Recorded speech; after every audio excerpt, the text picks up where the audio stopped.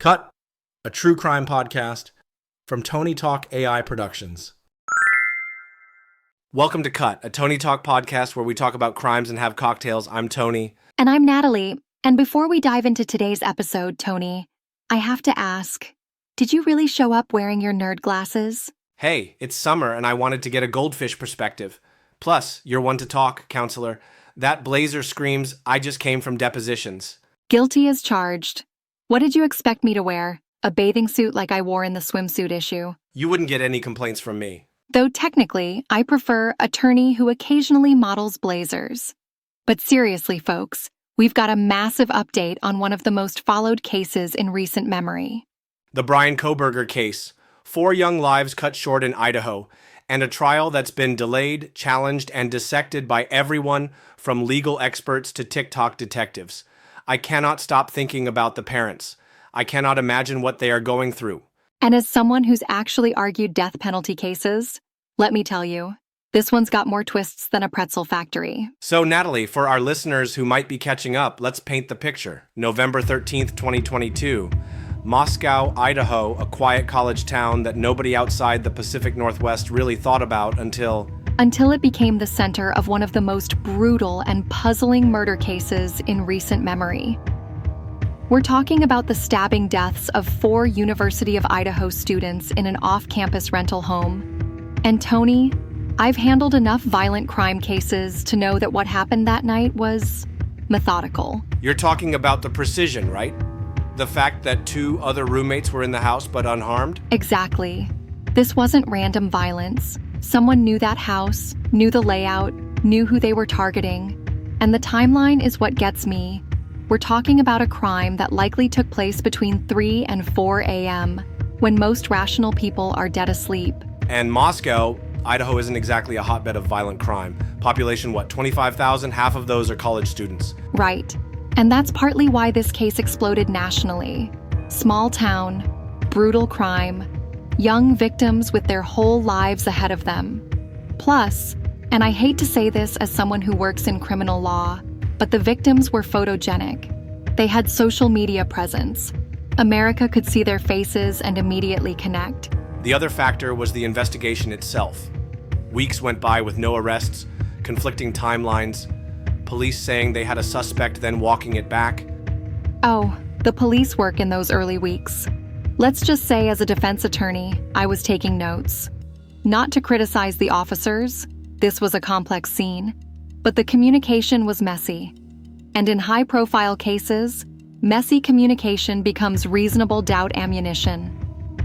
And then suddenly, December 30th, 2022, 7 weeks after the murders, Pennsylvania State Police arrest Bryan Kohberger at his parents' house, a criminology graduate student who was studying, wait for it, how criminals think. I mean, you can't write this stuff, Tony. A guy getting his PhD in criminal justice and criminology becomes the prime suspect in a quadruple homicide. The irony is almost literary. Speaking of literary, our listeners should know that as of this recording in June 2025, Kohberger's trial is set to begin August 11th, and it could run until November. But his defense team is pushing for another delay. And we'll get into why that matters legally.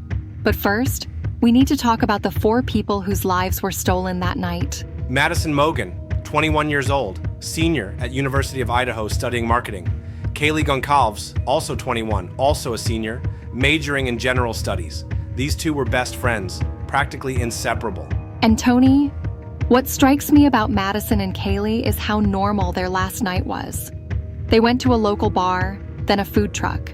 There's actually surveillance footage of them at the grub truck around 1:40 a.m., just being young women having fun.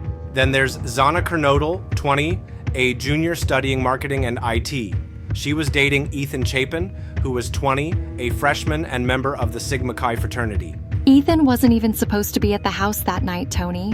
He was visiting Zana, just a college kid spending time with his girlfriend, and he ends up in the wrong place at the worst possible time. What's heartbreaking is how ordinary that Saturday night was for all of them.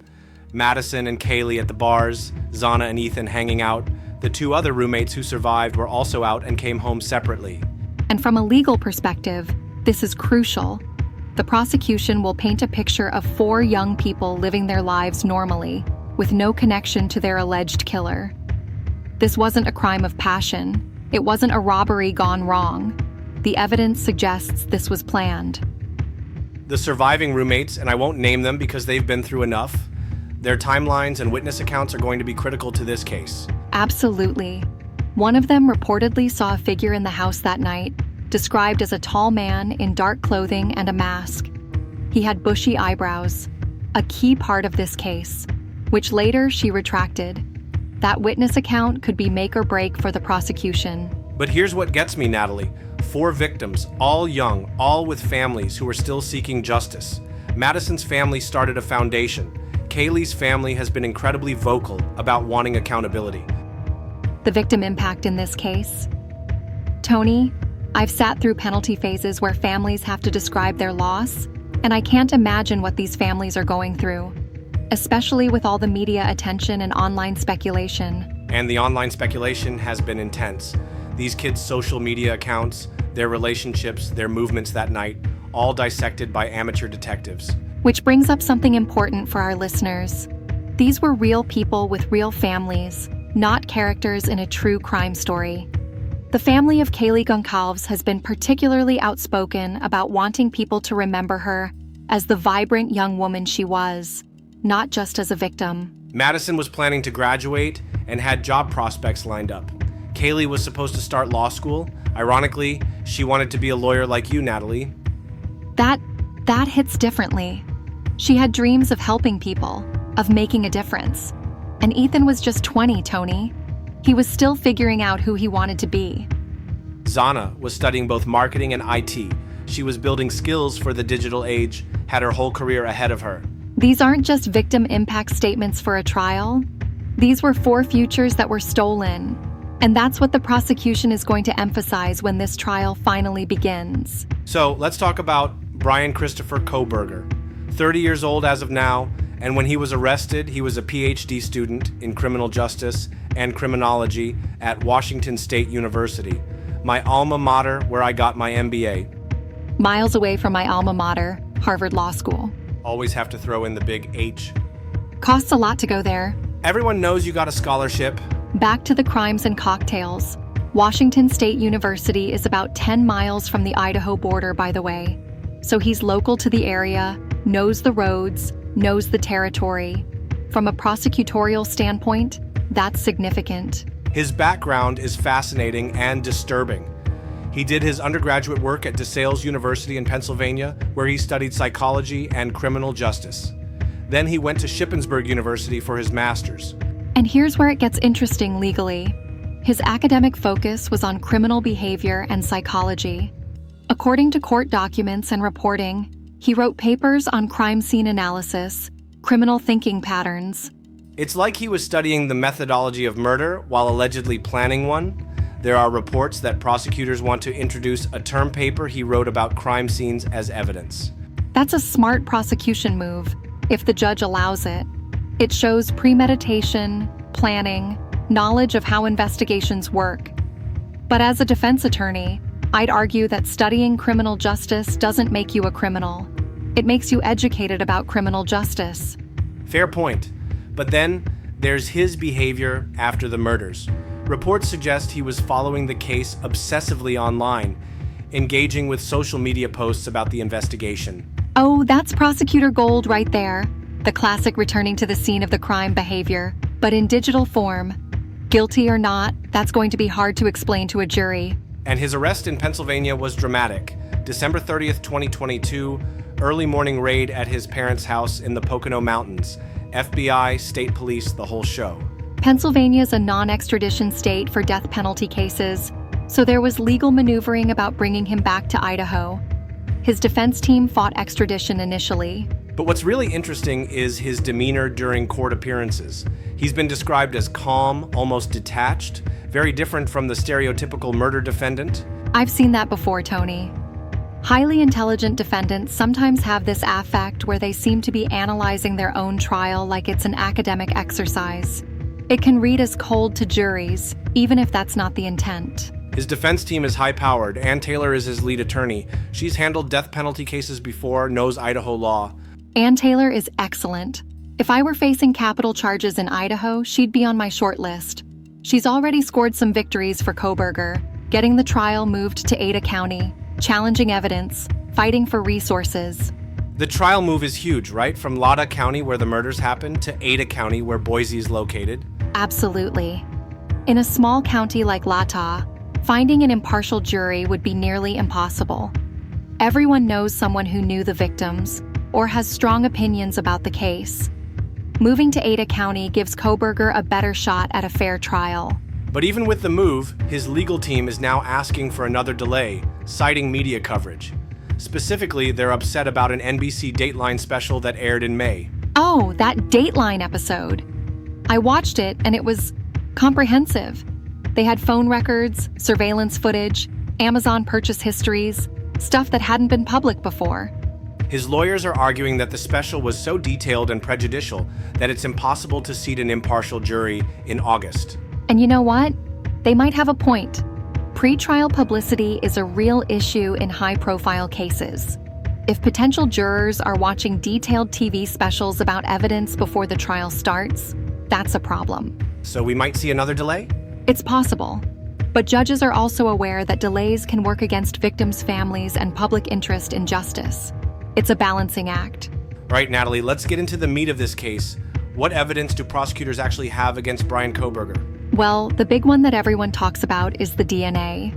Investigators allegedly matched Kohberger's DNA to genetic material found on a knife sheath recovered at the crime scene. A knife sheath, but notably not the actual murder weapon. That's never been found, correct? Correct. And that's significant. The prosecution's case relies heavily on that DNA match, but the defense will argue that finding someone's DNA at a location doesn't prove they committed murder there. How solid is DNA evidence typically in cases like this? It's powerful, but not infallible. The defense will want to know, how was the sample collected? How was it stored? What's the chain of custody? Was there contamination? These are standard challenges, but they can create reasonable doubt. That said, the house was soaked in blood, but it was a trace of skin, invisible to the eye, that led police to Bryan Kohberger, Awan Kabar knife sheath. Left beside one of the victims, held hard-touch DNA. The kind left by just brushing your fingers across something. No blood, no sweat, just a whisper of skin cells. That whisper spoke volumes. Forensic labs ran the DNA through genetic genealogy, tracked Kohberger's family, then zeroed in. Trash from his parents' home gave them the final match, a short tandem repeat profile, the most trusted test in forensic science. The odds it wasn't him? 1 in 537 octillion. But here's the twist. Under one victim's fingernails, DNA from 3 unknown people. Inside the house, blood from an unidentified man. Outside, another male blood sample on a discarded glove. None matched Kohberger. None were entered into CODIS. So yes, science tied Kohberger to the scene. Barely, with touch DNA on a single object. But science also left us with a question. Whose blood was left behind? And why hasn't anyone answered that? Then there's the cell phone evidence. Reports suggest Kohberger's phone was in the area of the murders multiple times before November 13th. The cell tower data is interesting. If prosecutors can show he was scouting the location, that supports premeditation. But cell towers cover wide areas. Being in the general vicinity doesn't prove you were at that specific house.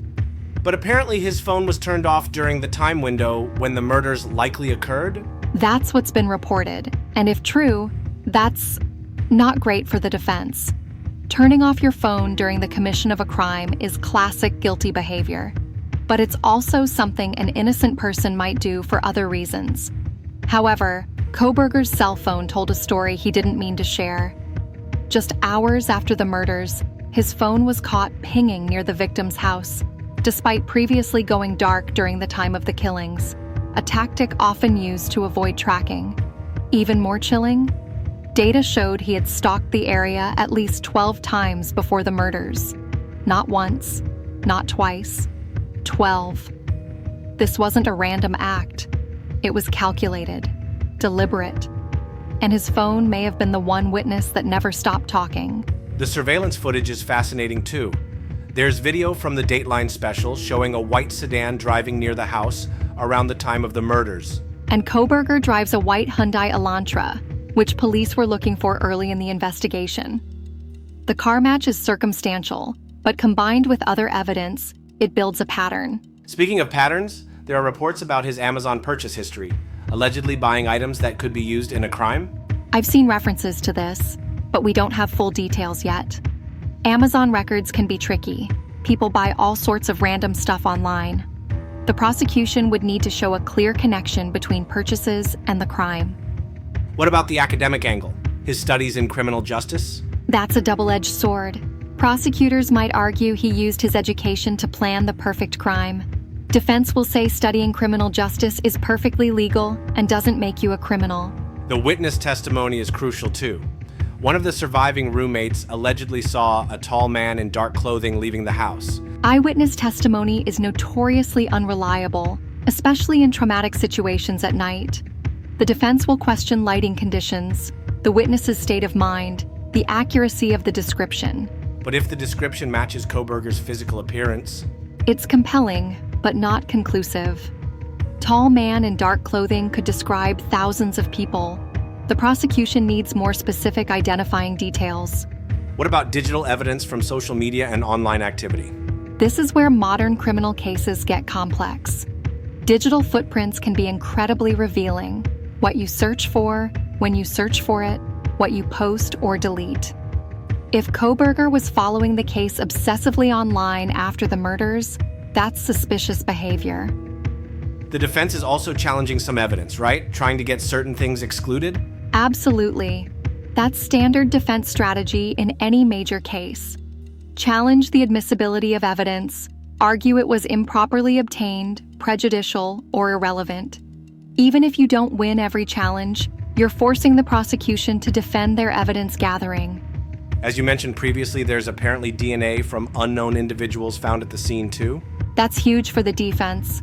If there's DNA from 3 unknown people at the crime scene, that suggests either multiple perpetrators or contamination issues.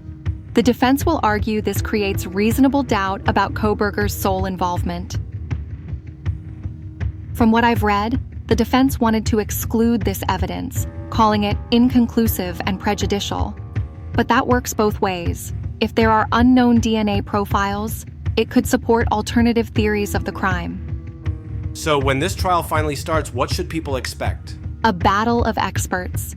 DNA experts, cell phone analysts, digital forensic specialists, behavioral psychologists.